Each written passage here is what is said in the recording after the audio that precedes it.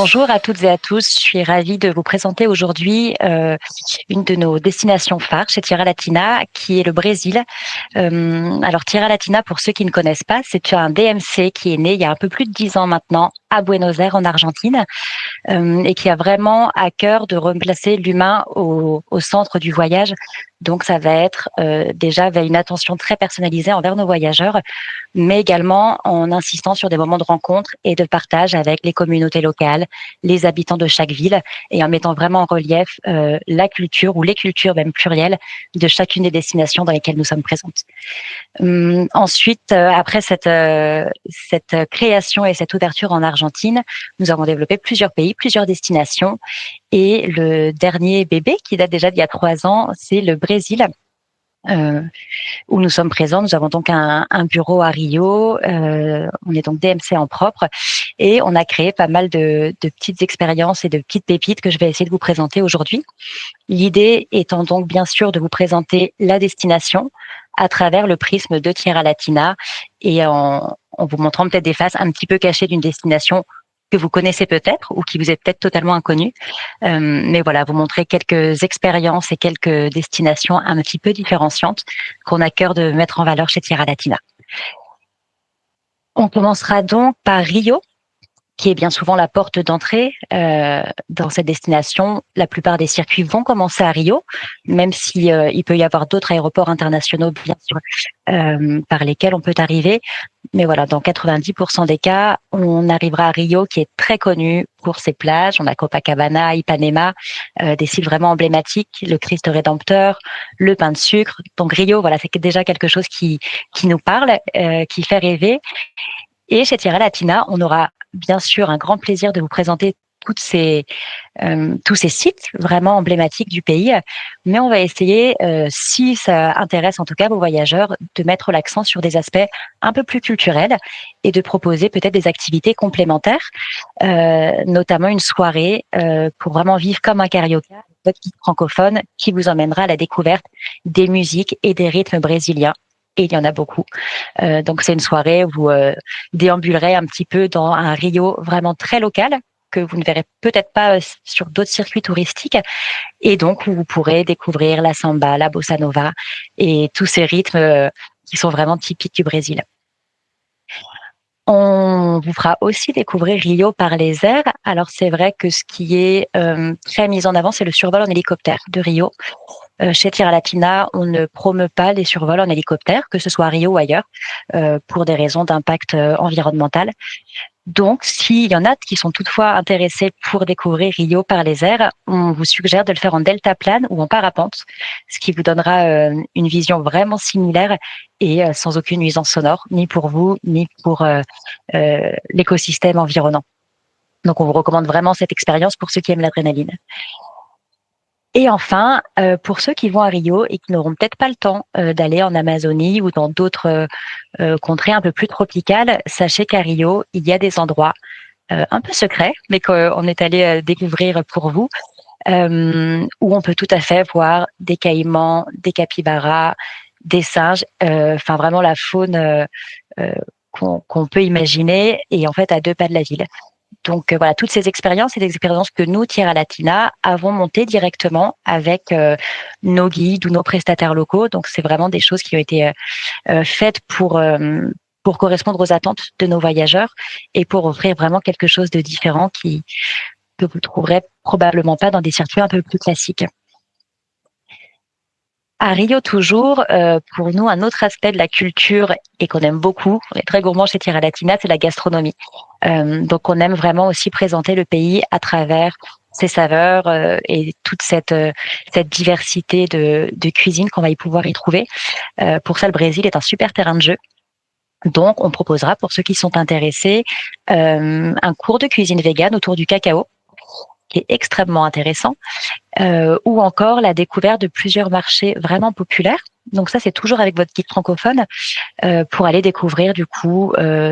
Il y a beaucoup de fruits qu'on connaît pas du tout chez nous, et aussi l'ambiance finalement, être imprégné de l'ambiance de ces marchés et découvrir vraiment toute cette culture et cette gastronomie. Au-delà de Rio, on va descendre un peu plus au sud, vers La Grande. Donc, on est à peu près 3 heures de Rio. Comme son nom l'indique, c'est une île qui est vraiment préservée, donc avec des chemins en sable, très peu de véhicules, et à Ilha Grande, qui est une destination balnéaire, mais également sportive pour la randonnée. On vous proposera de faire du snorkel avec les tortues. Ça peut se faire toute l'année. C'est un moment qui est vraiment hors du temps, qui correspond très bien. Alors, les familles, bien sûr, les enfants adorent, mais pas que. Donc voilà, c'est vraiment accessible à tous. Et pour les personnes un peu plus sportives, qui ont envie de se dépenser aussi pendant leurs vacances, vous pouvez faire la randonnée de Pico de Papagayo. C'est une randonnée qui va être à la journée où vous avez une vue à 360 de l'île et notamment de la plage Lopez Mendes, qui est une des plus belles plages du Brésil. On continue un peu plus vers le sud, cette fois à Paraty, donc toujours sur la Costa Verde. Paraty, ville coloniale qui se situe au bord de l'océan Atlantique et entre du coup l'océan et l'unique fjord tropical qui existe au monde. Donc c'est une végétation qui est vraiment unique, qu'on ne trouve qu'à cet endroit. Et donc voilà, il y a vraiment cette forêt tropicale, ce fjord tropical, qui est un super terrain de jeu, notamment pour Tierra Latina, puisque là encore on a développé différents tours avec nos prestataires locaux, notamment une balade gourmande en pleine forêt, c'est-à-dire que ce sera une balade dans la forêt tropicale, plus précisément qui empruntera l'ancien chemin de l'or, où du coup l'or était acheminé jusqu'au port de Paraty pour partir ensuite vers le continent européen. Donc il y a bien sûr tout l'aspect historique, mais également un aspect gastronomique puisqu'on va en fait goûter la forêt. Vous allez goûter à différentes plantes avec un guide spécialiste. Et donc l'idée, voilà, c'est vraiment d'être en pleine immersion dans la forêt et aussi de se régaler avec tout ce que la nature peut nous offrir. Et d'un autre côté, on va proposer également un tour de Paraty à vélo. Ça se fait beaucoup en Jeep, donc il y a beaucoup de tours qui partent en Jeep pour aller voir différents endroits. Voilà, nous on aime bien le proposer à vélo. Ça fait du bien aussi d'être un peu au calme et ça nous permet d'accéder peut-être à d'autres endroits également. Donc tout au long de la route, de la forêt, des cascades, de la plage. Donc on en prend plein les yeux et c'est une très belle façon de découvrir la ville coloniale de Paraty. On quitte la Costa Verde pour se rendre au nord du pays, à Salvador de Bahia, ville coloniale avec une histoire très très riche et une grande communauté d'afro-descendants. Donc c'est vraiment culturellement extrêmement intéressant. Donc on a à nouveau créé des tours particuliers. Bien sûr, Salvador, on peut visiter la ville. Il y a des tours qui vont être plutôt sur l'histoire, sur l'architecture et cet aspect un peu culturel. Donc il y a la ville historique, le Pelourinho, et il y a également la ville basse. Donc voilà, ça c'est tout à fait proposé également. Et au-delà de ça, on vous invite encore une fois une immersion vraiment en profondeur dans la culture bayanaise à travers différentes excursions. Bahia Negra, ça va être vraiment un tour, toujours avec guide francophone, axé sur la culture musicale et la danse. Donc les rythmes afro-brésiliens, il y aura pendant ce tour bien sûr un aspect aussi historique et culturel, mais après il y aura un atelier de percussion, il y aura un atelier de capoeira. Enfin voilà, c'est vraiment vivre et vibrer au rythme du Brésil. Donc c'est un tour qui se fait en une demi-journée et qui est vraiment voilà, pour les passionnés de musique, mais pas que, c'est vraiment un très bon moment à passer, en tout cas pour découvrir la culture bayanaise. Un autre tour qu'on a monté qui se fait également en une demi-journée, ce sera Bahia Mystica, qui va être plus axé sur le côté spirituel du candomblé, qui est donc une religion ou un courant spirituel, du moins très connu à Bahia. Donc là, c'est vraiment s'initier à ces rites, à cette culture, à ces traditions, voilà, prendre part à des cérémonies et c'est des moments généralement très très forts. Et enfin, pour finir la journée en beauté, on vous recommande fortement d'aller voir le ballet folklorique de Bahia. Donc c'est un spectacle avec ou sans dîner. On recommande de prendre le dîner avec. Et là, c'est vraiment haut en couleur. Il y a tous ces rythmes à nouveau de la région et c'est un spectacle qui dure environ 2 heures. et c'est vraiment un grand succès à chaque fois. On reste dans le nord-est pour se diriger cette fois vers les Lensois. Donc les Lensois qui sont une partie de ce qu'on appelle la route des émotions. Ça fait partie d'une de ces étapes. Et les Lensois, c'est donc un grand parc national de dunes de sable dont les dunes se remplissent d'eau après la saison des pluies et ce qui forme des lagunes avec des couleurs absolument incroyables. Donc on y va bien sûr pour ces paysages qui sont vraiment uniques. Et dans les Lensois, souvent, le tour va se faire en 4x4 ou en buggy, puisqu'effectivement, il n'y a pas de route d'asphalte, hein, donc on est obligé de se déplacer avec ce type de véhicule. Cependant, pour ceux qui ont le temps et qui veulent les découvrir d'une manière un peu différente, il est tout à fait possible de faire un trek dans les Lensois. Il y a plusieurs formats, ça peut être une nuit, 2 nuits, 3 nuits. Et donc, voilà, la journée, il y aura de la marche et le soir, on dormira dans des oasis. Donc, ce sont vraiment des micro-villages. Il y a quelques habitations au bord d'une lagune où on pourra dormir en hamac généralement ou éventuellement avec un matelas selon disponibilité. Donc voilà, ça reste assez rustique, mais en tout cas, c'est une expérience qui est vraiment marquante. Donc, c'est pas des gros niveaux de randonnée. C'est relativement accessible, à compter qu'il y a quand même la chaleur, bien sûr. Mais voilà, pour ceux qui sont un peu sportifs et en tout cas qui veulent voir les Lensois différemment, avec un rythme plus doux, en prenant le temps et en vivant toujours ces moments du coup d'échange et de partage dans les oasis avec les habitants le soir. C'est vraiment une expérience qu'on vous recommande. On part ensuite sur la côte à Boipeba, donc cité balnéaire où on y va beaucoup pour la plage, forcément. Mais pour varier un peu les plaisirs, on va là aussi vous proposer une randonnée dans la forêt pour vraiment aller au fond de ces sentiers, découvrir cette végétation. Il y aura des lagons, des cascades, et c'est une façon un peu différente de découvrir l'île.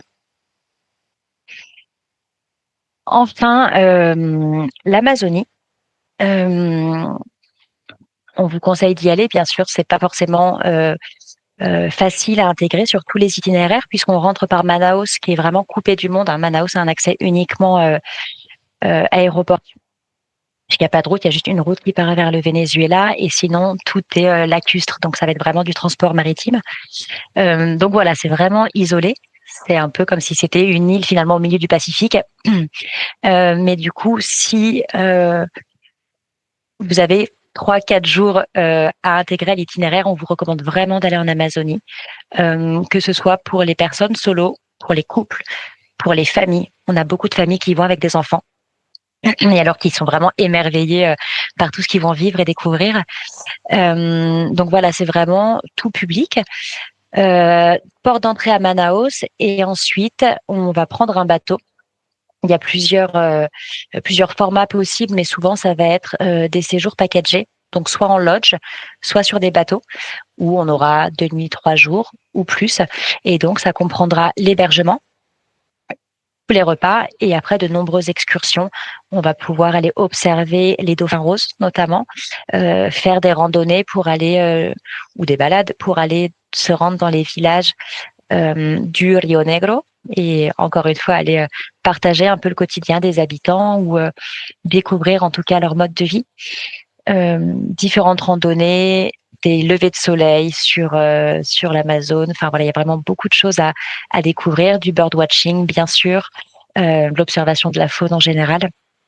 Donc voilà, c'est une région qui offre beaucoup d'émerveillements et qui peut aussi être une région balnéaire puisque jusqu'en janvier à peu près, il y a le cours du fleuve est plus bas et donc les plages sont tout à fait découvertes et il y a des plages de sable blanc. Donc on pense pas du tout à l'Amazonie comme une région balnéaire, mais ça peut tout à fait être le cas. On peut tout à fait avoir une fin de séjour, voilà, entre végétation luxuriante et en même temps balnéaire avec ces très belles plages qu'on peut trouver en Amazonie sur une certaine période de l'année. Et enfin le Pantanal, qui est donc une énorme réserve. Pareil, un petit peu excentré aussi. Donc, il y a 2 aéroports pour s'y rendre. Donc, il y a le Pantanal Nord et le Pantanal Sud. Et là, ce sera principalement pour des personnes qui cherchent à faire de l'observation de la faune. C'est une des seules régions où on peut voir des jaguars. Bien sûr, on ne peut pas le garantir à 100%, mais voilà, si on y va à la bonne période et, euh, et avec les bonnes personnes et les bons guides, effectivement, on arrive à augmenter la chance de voir cet animal dans son environnement naturel. Donc voilà, vraiment pour tout ce qui va être observation, faune et flore et déconnexion. Le Pantanal est une super région. Plutôt de mai à octobre, hein, il y a vraiment ce qui va être la saison sèche, puisqu'à la saison sèche, la plupart des animaux vont se regrouper finalement autour des points d'eau, donc ils seront plus faciles à observer également que pendant la saison des pluies où ils sont un peu tous éparses. Ce que je viens de vous présenter, vous allez le retrouver dans différents circuits que nous proposons, dont certains sont dans la vitrine Together. On va donc avoir des circuits avec la Costa Verde, qui va être cette partie Ilha Grande et Paraty, qui peuvent après rejoindre également la route des émotions, donc Salvador, les Lençóis et cette partie du Nord-Est. On a bien sûr Iguaçu, que je vous ai pas présenté, qui est à la frontière avec l'Argentine, qui peut être intégrée. Donc voilà, il y a vraiment une multitude de combinaisons possibles en sur-mesure, mais également en gire. On a des départs garantis toute l'année avec différents circuits. Donc voilà, vraiment n'hésitez pas, que ce soit pour du FIT, des groupes, du maïs. On peut vraiment combiner un maximum de ces régions en fonction du profil de vos voyageurs. Voilà pour le Giroute des émotions. Et merci beaucoup et à très bientôt avec Tierra Latina.